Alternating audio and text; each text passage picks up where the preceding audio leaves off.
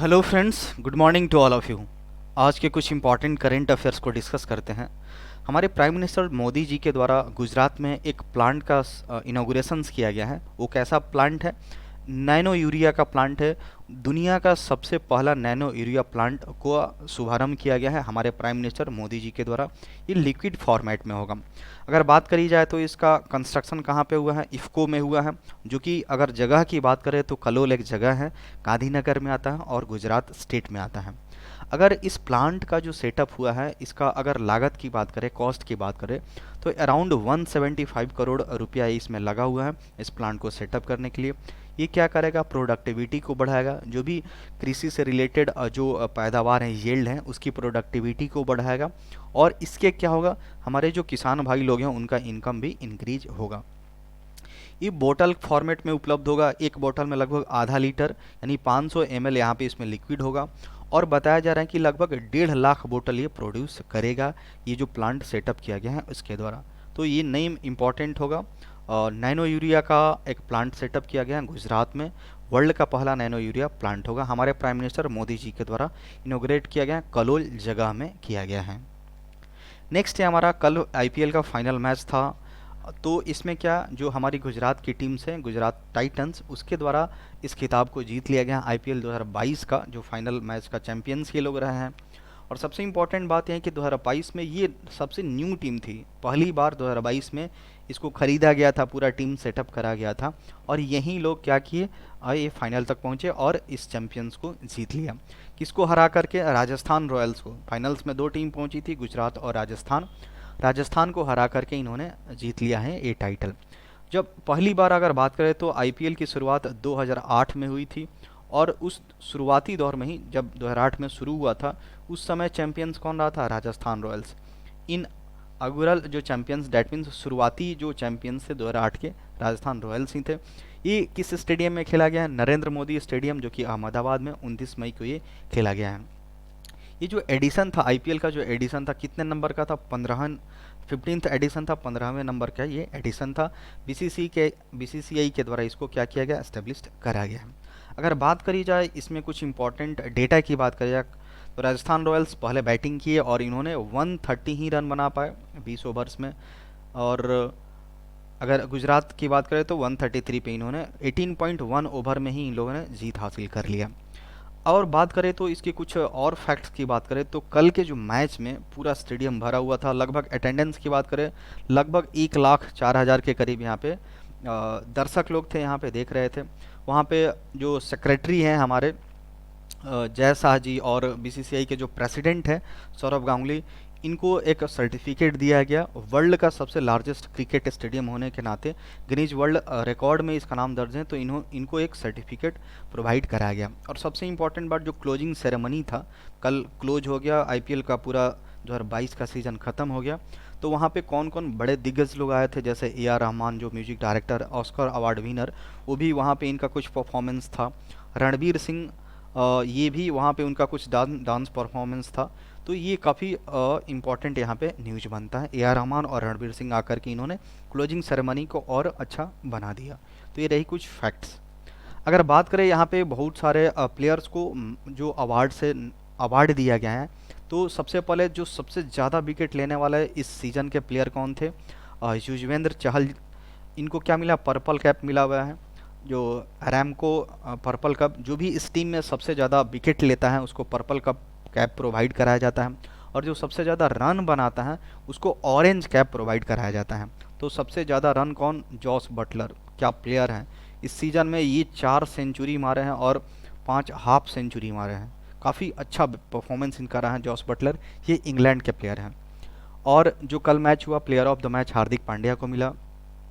और ये सही कुछ इंपॉर्टेंट यहाँ पे और भी यहाँ पे पूरा डेटा यहाँ पे कलेक्टेड है। तो ये रही कुछ इंपॉर्टेंट जानकारी। नेक्स्ट पे मूव करते हैं। Union minister inaugurates north India's first biotech park at Kathua, जो कि जम्मू एंड कश्मीर में आता है। जो यूनियन मिनिस्टर हैं कौन? हमारे जो जितेंद्र सिंह हैं, उनके द्वारा नॉर्थ इंडिया का पहला एक इंडस्ट्रियल बायोटेक पार्क खोला गया है, जो कि कथुआ में यहाँ पे इसको शुरुआत करी गई है। बायोटेक पार्क के नाम से ही क्लियर, यहाँ पे एक ऐसा एक हब बनाया गया है जहाँ पे क्या होगा, बहुत सारी रिसर्च करी जाएंगी, और ख़ास करके जो भी कृषि से रिलेटेड है उस पर रिसर्च किया जाएगा, बीज को लेकर के, सीड्स को लेकर के। और भी वहाँ पे बहुत सारी बायोडाइवर्सिटी है, प्लांट्स को लेकर के जड़ी बूटी औषधि बनी बनी जा सकती है, तो उसको लेकर के यहाँ पे रिसर्च कराया जाएगा। और बहुत सारी जड़ी बूटी को लेकर के यहाँ पे मेडिसिन भी प्रोवाइड कराया जाएगा। तो ये नॉर्थ इंडिया का ये क्या होगा, पहला बायोटेक पार्क कहाँ बनाया गया है, जम्मू कश्मीर के कथुआ जगह पे बनाया गया है। तो ये इंपॉर्टेंट न्यूज़ है। नेक्स्ट है हमारा, union minister inaugurates Khasaba Jadhav sports complex Pune university. जो पुणे यूनिवर्सिटी है वहाँ पे एक स्पोर्ट्स कॉम्प्लेक्स का उद्घाटन करा गया है। जो हमारे जो स्पोर्ट्स मिनिस्टर हैं, यूथ अफेयर्स और स्पोर्ट्स मिनिस्टर अनुराग ठाकुर जी, इनके द्वारा इस खसबा जाधव स्पोर्ट्स कॉम्प्लेक्स का क्या किया गया है, उद्घाटन किया गया है।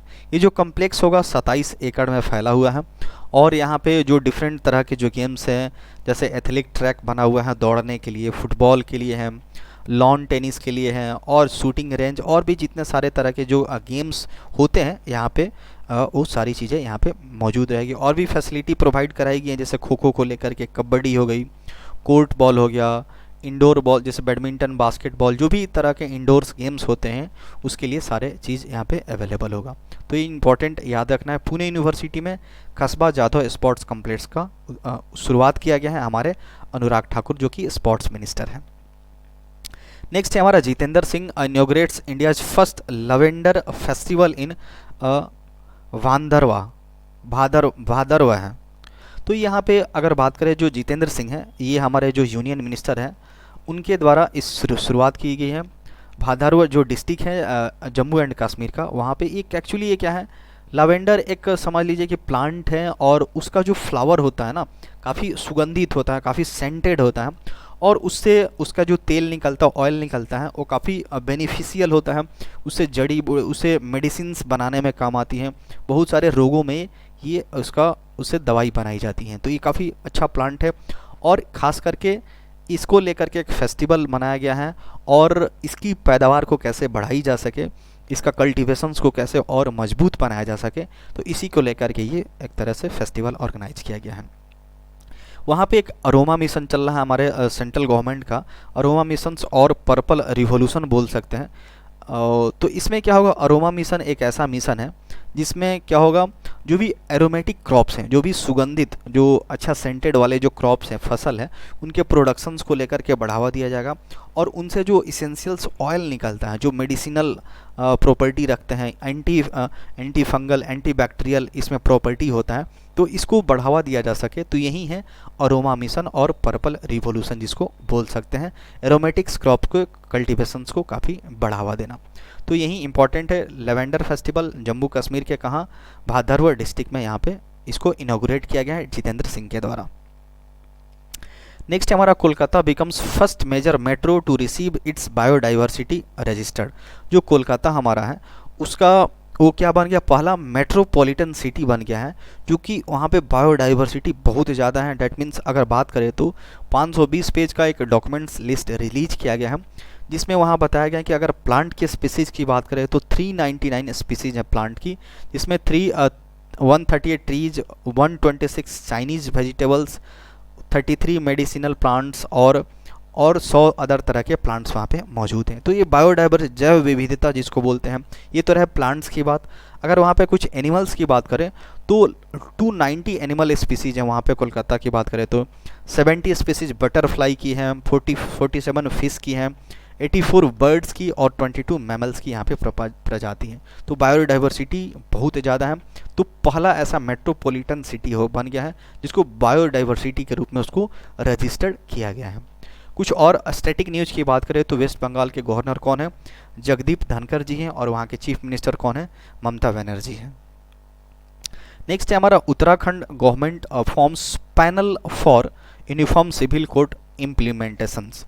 उत्तराखंड की जो सरकार है, यूनिफॉर्म, इसको पिछले 2-3 महीने से ये चर्चा में काफ़ी रहा है, uniform civil code, that means समान नागरिक एक तरह से संहिता बोल सकते हैं, सभी जाति धर्म के लोगों के लिए एक तरह का कुछ एक कानून बने, एक नियम बने, इसी को लेकर के बेसिकली ये एक तरह से कोड बात करता है।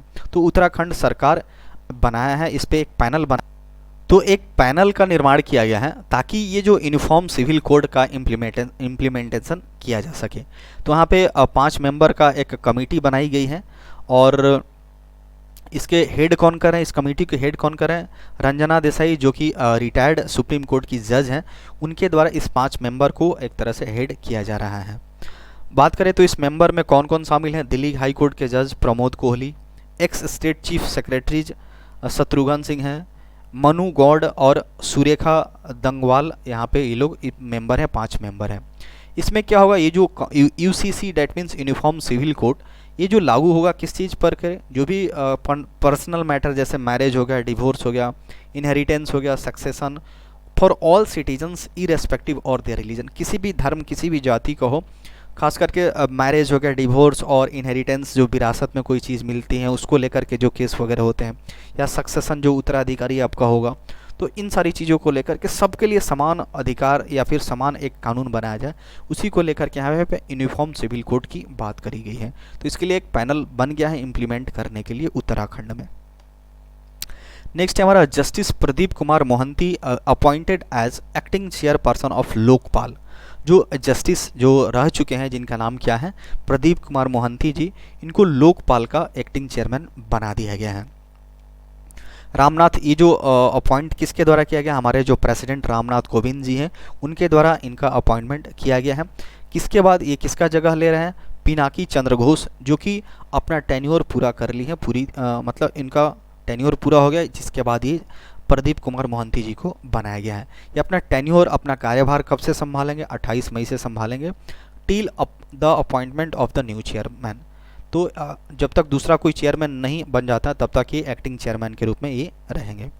लोकपाल क्या है पता ही है, एक एंटी करप्शन अथॉरिटी है जो भी भ्रष्टाचार के खिलाफ जो लड़ाई लड़ी जाती है, भ्रष्टाचार को कैसे ख़त्म किया जाए, इस चीज़ को लेकर के अथॉरिटी है, लोकपाल इसी पे काम करता है। It consist of chairperson and 8 member with 5 year tenure. Actually इसमें क्या होता है, एक चेयरपर्सन होते हैं और मेंबर्स की बात करें तो 8 मेंबर्स यहाँ पे रहते हैं, 5 साल के लिए उनका टेन्योर फिक्स किया जाता है। पहली अगर लोकपाल के पहला चेयरपर्सन की बात करें तो कौन है, पिनाकी चंद्र घोष। इसी के जगह पे, इन्हीं के जगह पे कौन, प्रदीप कुमार मोहंती जी को एक्टिंग चेयरपर्सन बनाया गया है। ऑलराइट, तो ये इंपॉर्टेंट न्यूज़ है।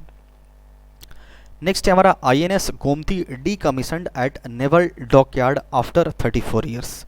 जो INS गोमती है उसको क्या कर दिया गया, डीकमीशंस कर दिया गया। डेट मीन्स उसको अब उसको हटा दिया गया एक तरह से। पहले इसको काम में लाया जाता था, सर्विस प्रोवाइड करता था ये गोमती, बट ये सीप है, इसको डीकमीशन मतलब हटा दिया गया है, इसको रिटायर्ड बोल सकते हैं, इसको हटा दिया गया है। तो नेवल डॉकयार्ड जो कि इसने कितना दिन तक काम करा, 34 ईयर्स तक इसके द्वारा काम किया गया है। तो ये क्या था, डीकमीशंस, इंडियन नेवी ने इसको डीकमीशंस कर दिया है। ये 3rd शिप था गोदावरी क्लास गाइडेड मिसाइल का, ये तीसरा शिप था जो कि कहाँ पे, नेवल डॉकयार्ड इन मुंबई में इसको क्या कर दिया गया है, इसको डीकमीशन कर दिया गया है। ये पहली बार कमीशन कब किया गया था, डेट मीन्स इसको नेवी में कब शामिल किया गया था, 16 अप्रैल 1988 को ये शामिल करा गया था। उस समय के जो डिफेंस मिनिस्टर थे KC पंत जी, उनके द्वारा इसको किया गया था।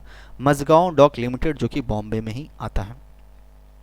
इस 34 साल के सर्विस में ये जो शिप है, इसने बहुत सारे ऑपरेशंस में पार्टिसिपेट किए, जैसे कैक्टस हो गया, पराक्रम हो गया, रेनबो हो गया, और मल्टीपल नेवल एक्सरसाइज में इसने इस जो शिप है ये भाग लिया था।